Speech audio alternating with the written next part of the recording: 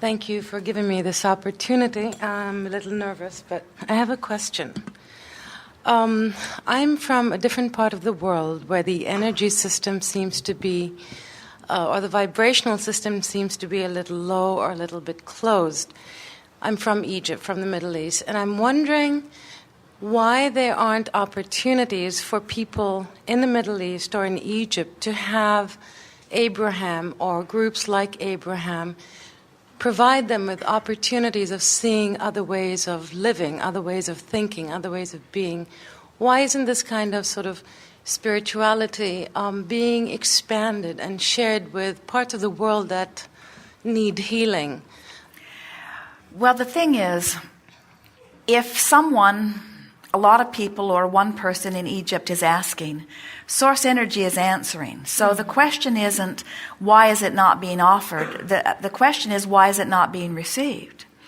And we want to soothe you a little bit by saying to you that at one time, that particular region of the world was experiencing more personal enlightenment than the rest of the world all put together. In other words, it's not a place that's void of connection with source energy. And so we wouldn't spend any more time beating the drum of why isn't something better. We would begin from your vantage point imagining it being better. In other words, it only takes one here and another here and another here. Esther was just someone who was bipping along, living happily ever after, who happened to be married to someone who had insatiable questions. He never stops having questions. He has written more questions for himself today than the rest of you put together, or nearly so. In other words, he will peruse his notes, he will contemplate them, he will listen to this again, he will talk to Esther about it. In other words, this seminar, as far as Jerry is concerned, has only just now begun. He will whittle it down. He will make an edited version. He will make a longer, raw version of this seminar. It will be sent to someone in Colorado who will transcribe it word for word. He will receive it back. He will read every single word about it. In other words, and still his questions will not be satisfied. Because with every answer, wonderful answers that they are, is another question that is bubbling up from within, you see. And so we want you to accept that there will be no ending to the answers that are forthcoming, and no ending to the new questions that are coming. And no place on this planet is being deprived of that connection. So here is Esther. Now, at first, when through a process of meditation, she realized that she was receiving and brilliance was flowing through her. And in the beginning, it was really startling to her because she couldn't believe. Jerry recorded everything that Abraham has ever said, and Esther would hear it back, and she just couldn't believe that those words had flowed through her. She couldn't believe that that clarity had flowed through her about things that she really did not know that much about, you see. And so she made Jerry, because it seemed very weird to her, she made him promise that he would not ever tell anyone. She did not care how wonderful it was. She didn't want anyone to know how weird she is.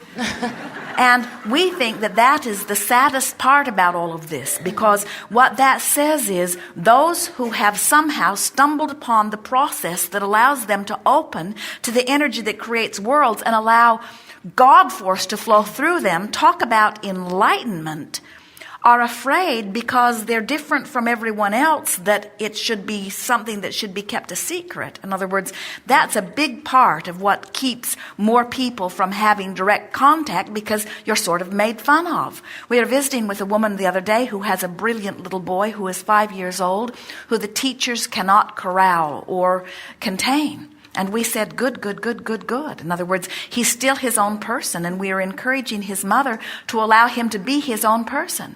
We said, but it is an interesting analogy. It's like he's walking around all whole and sure in a group of people in a village where everybody else is limping. And because he's the only one that's not limping, they're calling him weird.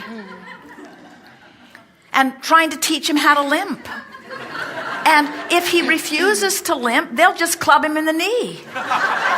So that he too will begin to limp, you see. And it's that sort of thing that really is at the heart of the answer to your question. So many people are afraid to be who they really are, because when they be who they really are, they're so secure that the insecure ones around them who are trying to keep them from being secure, well-meaning most of them, but those who don't know just outnumber those who know, until those who know refuse to admit that they know. And in time, you've got an epidemic of those who seem not to know, and then you say, why don't they know? And we say, they knew. And they can know again. It just takes one or two here and there. And so, worry not, the word is out.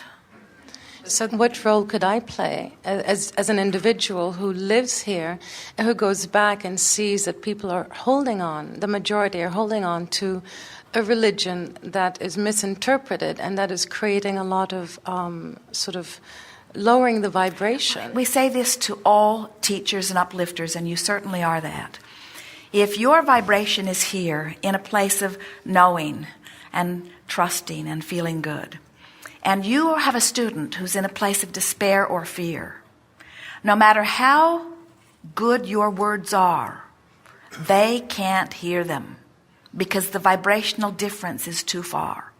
So, what you do, you acclimate to a place that is more suited to you, and you trust, and this is the part where the hope comes in, you trust that the teachers that are closer to where they are can get their attention and make them hear.